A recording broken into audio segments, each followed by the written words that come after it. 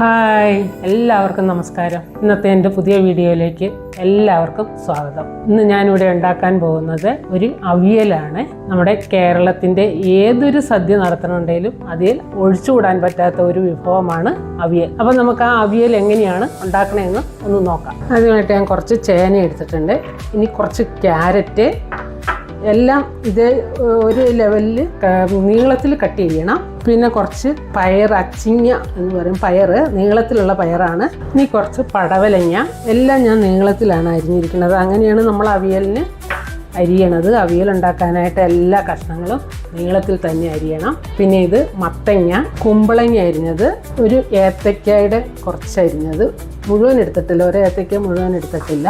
കുറച്ച് മുരിങ്ങാക്കോല്, കുറച്ച് ബീൻസ് ഇട്ട്, അച്ചിങ്ങ ഉള്ളത് കൊണ്ട് ഞാൻ കുറച്ച് ബീൻസ് ഇട്ടിട്ടുള്ളൂ. കുറച്ച് കോവയ്ക്ക, കുറച്ച് വഴുതനങ്ങ. ഇതിലേക്ക് നമുക്ക് 1/2 ടീസ്പൂൺ മഞ്ഞൾപ്പൊടി ഇട്ട് കൊടുക്കാം. കുറച്ച് ഉപ്പ് ഇട്ട് കൊടുക്കുക. കുറച്ച് വെളിച്ചെണ്ണ ഒഴിച്ചു കൊടുക്കുക. കുറച്ച് മതി, ഒരു സ്പൂണിന് മതി. ഇനി ഇതെല്ലാം കൂടി ഒന്ന് നമുക്ക് മിക്സ് ചെയ്യാം. നന്നായിട്ട് ഒന്ന് ഇളക്കി കൂട്ടണം. ഇനി ഇതിനകത്തേക്ക് നമുക്ക് കുറച്ച് കറിവേപ്പിലയും കൂടി ഇട്ട് അടപ്പയിലേക്ക് വയ്ക്കുക. ഇത്തിരി വെള്ളം ഒഴിച്ച്, കുറച്ച് വെള്ളം ഒഴിച്ചാൽ മതി, ഒത്തിരി വെള്ളമൊന്നും ഒഴിക്കേണ്ട. ഇതിനകത്ത് കുറച്ച് വെള്ളം ഒഴിച്ചിട്ടുണ്ട്. ഇനി ഇത് മൂടി അടപ്പയിൽ വെച്ച് വേവിക്കാം. ഇതിന് അതിന് മാത്രം വേവൊന്നുമില്ല, പെട്ടെന്ന് ഒന്ന് ആവി കയറി നന്നായിട്ട് അന്നേരം തന്നെ ചേനയ്ക്ക് മാത്രമേ ഒരിച്ചിരി വേവ് മുന്നോട്ടുള്ളൂ, ബാക്കിയെല്ലാം പെട്ടെന്ന് വേവണതാണ്.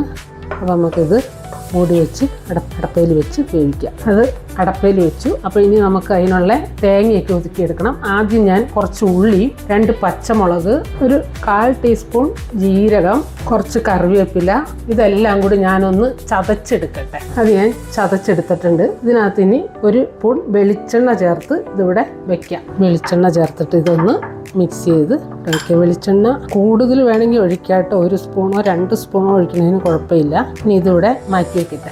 ഇനി ഇതിൽ ചേർക്കാൻ വേണ്ടിയിട്ട് ഒരു മുറി തേങ്ങ എടുത്തിട്ടുണ്ട്.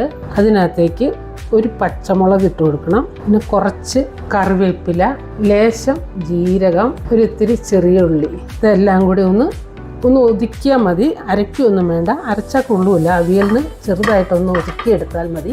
അപ്പോൾ ഞാനിതൊന്ന് ഒതുക്കിയെടുത്തോണ്ടിട്ടെ. നമുക്ക് ഇനി ഇത് വെന്തോന്ന് നോക്കാം. ഞാനിതിനിടയ്ക്ക് 2-3 പ്രാവശ്യം ഇളക്കി കൊടുത്തതായിരുന്നു.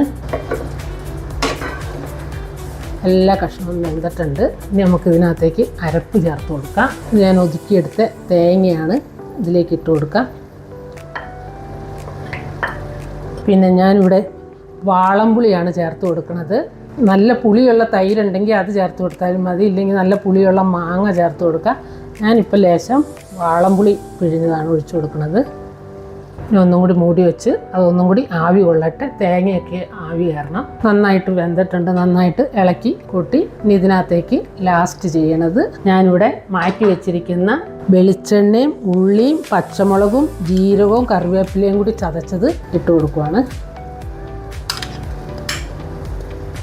ഇനി ഇത് നന്നായിട്ട് ഇളക്കി കൂട്ടി വാങ്ങാം. നമ്മുടെ അവിയൽ റെഡി.